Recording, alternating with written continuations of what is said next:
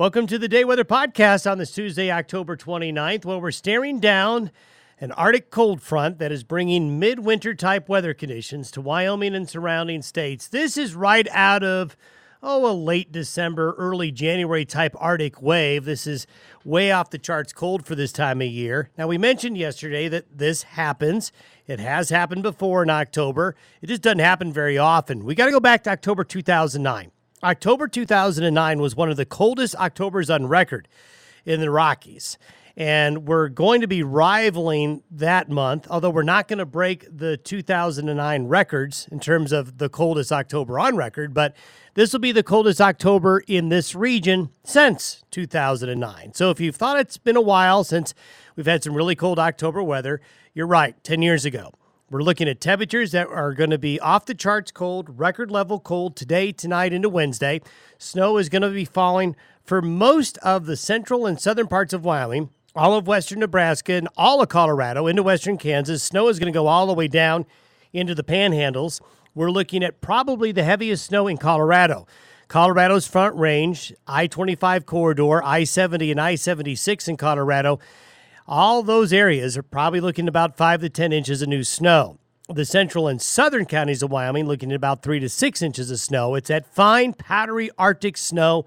There's not a lot of water in it, but once it gets compacted, packed down, it gets really icy.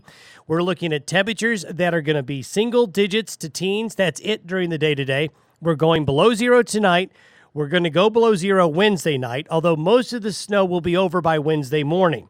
Looking into Halloween, Thursday, Halloween, well, it does get warmer. We might make the 30s in many areas. The sun is out, but it's going to be a little breezy, so the wind chills are going to be cold. And when the winds pick up behind these Arctic fronts, you always have a problem with blowing snow.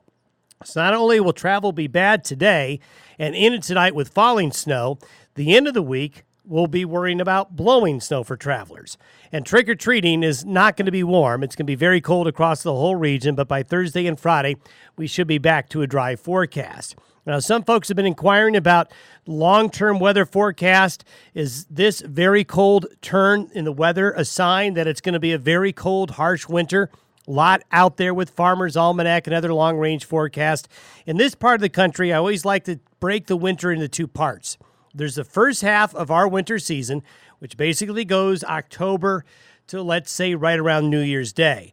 A lot of that weather that we get on the front end of winter is what we see with the weather pattern out in the Pacific Ocean from the summer into early fall, that transition.